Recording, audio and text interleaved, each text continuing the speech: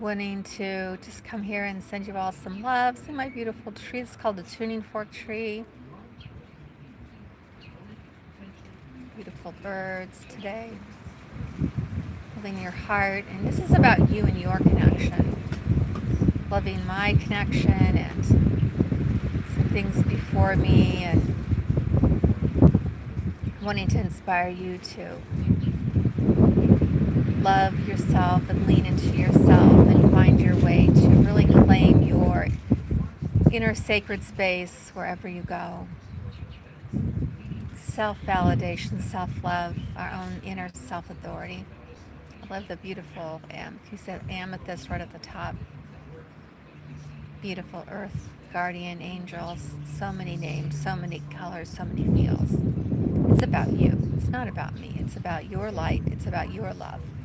And shining and beaming us together and joining in ceremony or joy in the quietness of our heart. Never separate, always together. So please come and join me, and know that I have the Sedona portal opening up, and there'll be more classes and opportunities. There's always one-on-one training and coaching, workbooks that are being completed. But I just wanted to come and share some this beautiful energy with you, and light your candles and bring your crystals and your animals and however you connect. Let us really connect. Let us really reach out to each other. Support our beautiful Mother Earth, our beautiful sustainability, the animals, individuals of who we are and what we're doing. Love you. A little more energy here.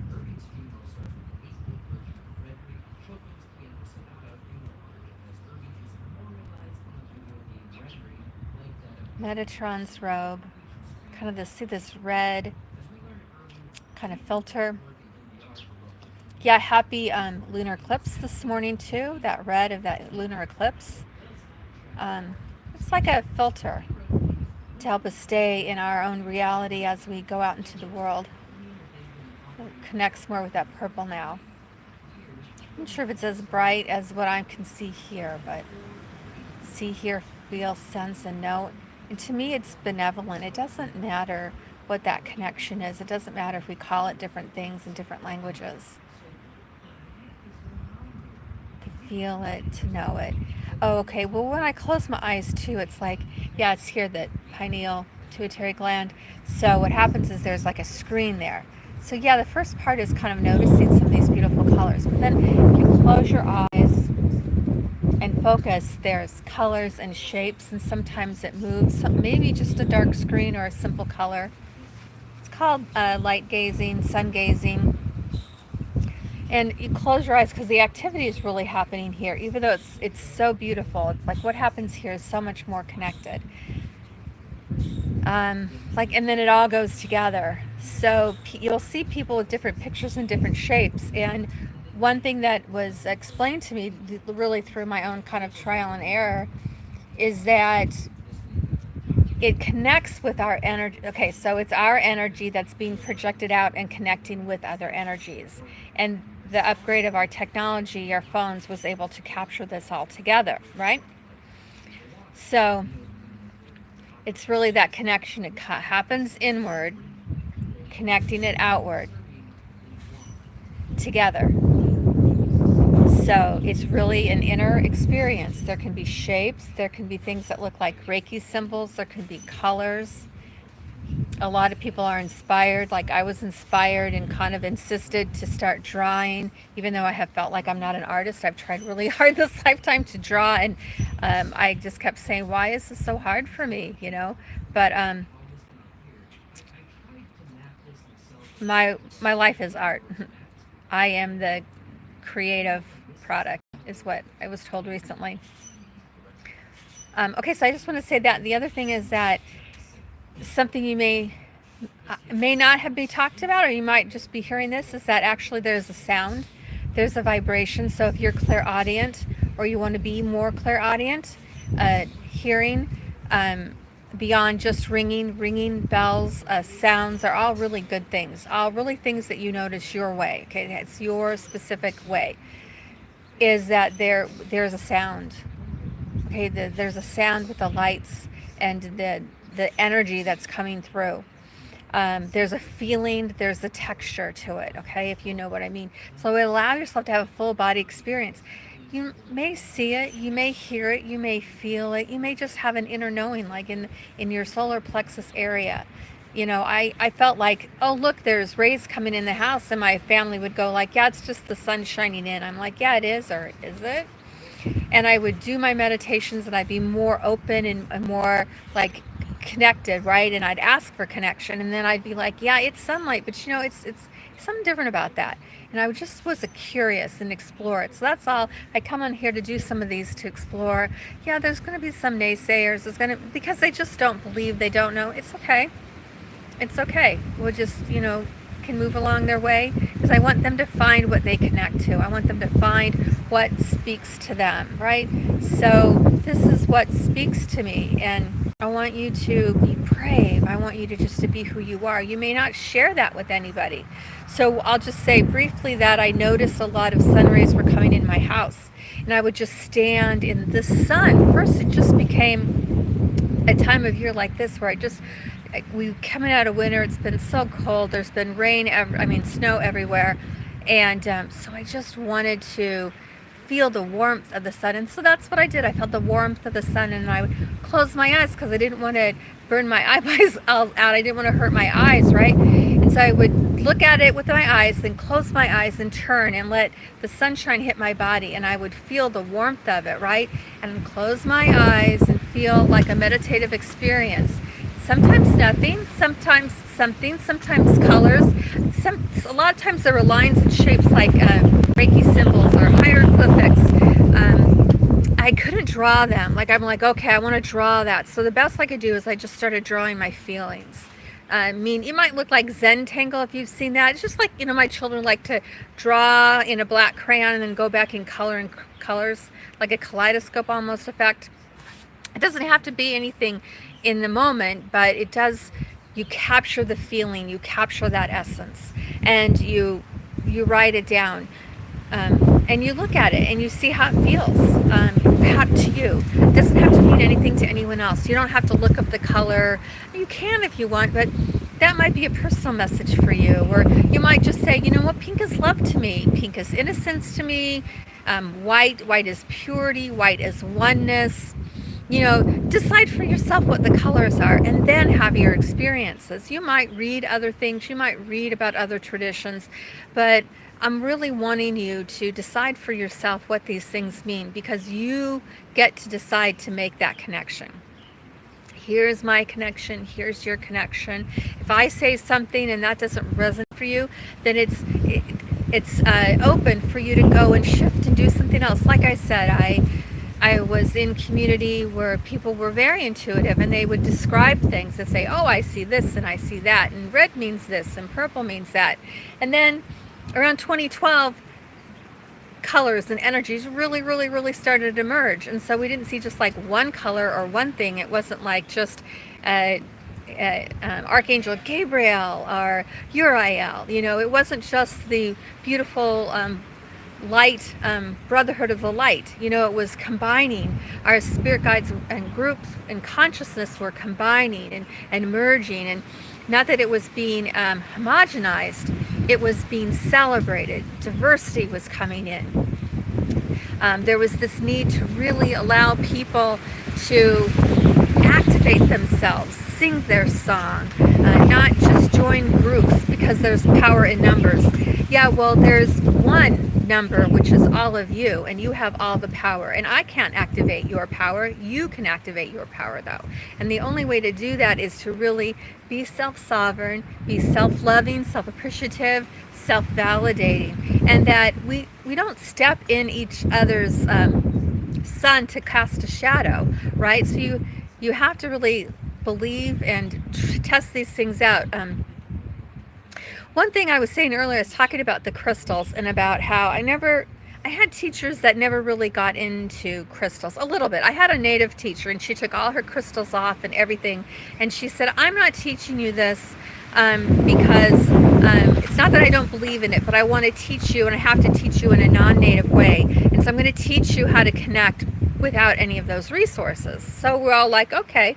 But then, later they did start introducing those things. And I was in another group, and my mentor used crystals and things, but the larger group didn't. And so they're like, oh, we don't use crystals and we don't use that. And I posted a picture. I just posted one of my pictures on YouTube. And I used to just make, you might call it an altar, but you know what it really comes from? When you were a kid, did you make the panoramas? Take a shoebox and make the dinosaurs, or make little pictures of things. I love that as a kid, and that's really what it reminds me of. Or if you go to an art gallery and they have an installation of a beautiful art and pieces. So you make something that inspires you. It doesn't have to be anything official. It doesn't have to be a meditative thing. It can be. It doesn't have to be a medicine wheel. I think it simply started with a meditation teaching class that I was going through many years ago. And simply we started our meditation with one single rose or other fragrant flower and a candle.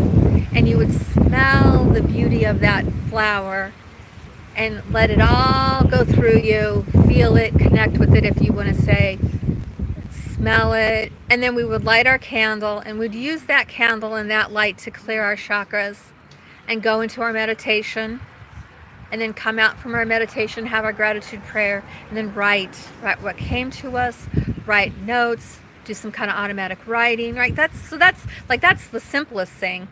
And the other thing is I started to, again, I'd been taught many, many, many different things, but it kind of reactivated. It has been consistent since 2019, when my mentor instructed me every day, as a part of preparing for an initiation, taking a fresh glass of water, putting our own individual blessing into it. Then she gave us an affirmation. It was something to the effect of, let this water be holy and sacred, and let it align with the holiness and sacredness of me. We are one. Something like that. And I put it on a container where I put that water in every day and drank from it. So I would put it in the sun and I would bless it. And then I would drink it. And we did that every day, 30 days up until the time that we had this initiation. Well, when we had this initiation, I was going through blessing the water every day, drinking the water every day, blessing the water, giving it to my kids, that kind of thing, and my animals. One day I was sitting in the sun, and in my house, and there was like I said, that beautiful ray came in, this beautiful sun ray, and it was interesting because it was like a searchlight. It was like a light, and it just came in, and I noticed this time I was activating my pineal pituitary gland and my third eye, right? And so what happened was coming in through my crown to being activated in my third eye, and there was a rainbow, like a little rainbow orb, and it landed on my hand, and at first it scared me. But my mentor had said, okay, you're going to do this invocation, and you're going to drink your water, and something really wonderful is going to happen. Like, sometimes people say that because then you have a more open mind and you expect it, right? So it's not even so much like, oh, it's going to happen because I'm sending it to you and you have to be there to receive it, like a telephone call. It's like, open your mind and receive what you receive. So I had remembered that I was open because there were I have been exposed to,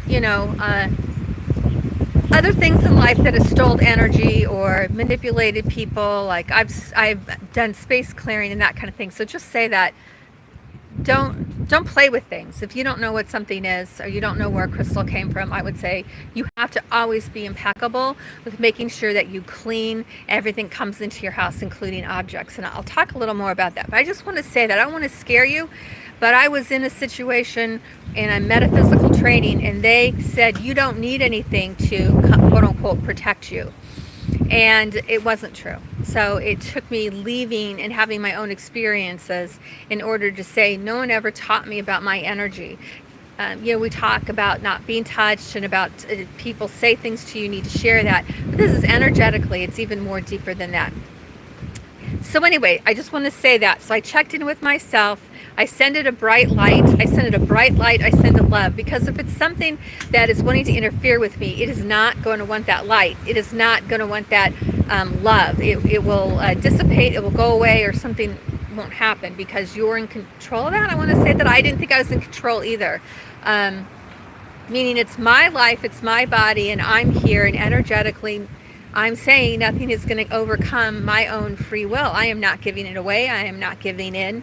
It is mine, and you can't do anything about it. And you will see, if you've had situations where that has been a problem for you, an issue, you will see that this will go away. When you know in yourself what is true, and you do not need to be tested unless you feel like you do, then run some practices and have people test you.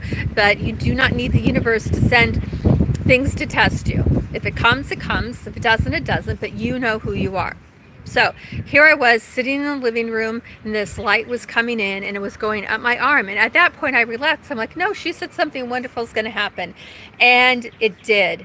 And I would say that from that day on, my connection deepened. Now, of course, I was in a 3-month program with this mentor, and it did lead to a larger group that I've been with for the last 6 years. But we've all spent many lifetimes together. We were together before we came here in this forum, and we'll be, we are together in that field of oneness. But we've come here to be embodied. That's another thing, is I'll just say, to be, if you haven't received too much right now, it's like, we are here to be in our bodies. We are not here to not say escape our bodies or get out of our bodies.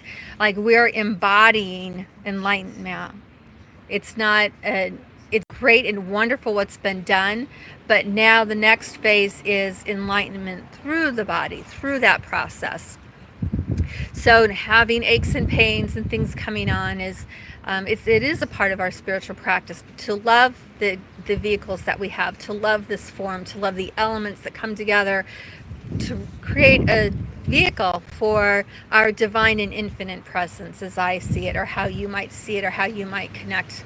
You might connect with this. I feel like inspired today to share a little bit more of that. Again, happy lunar eclipse, the moon lunar eclipse, and as we march step by step for the beautiful spring equinox that is coming.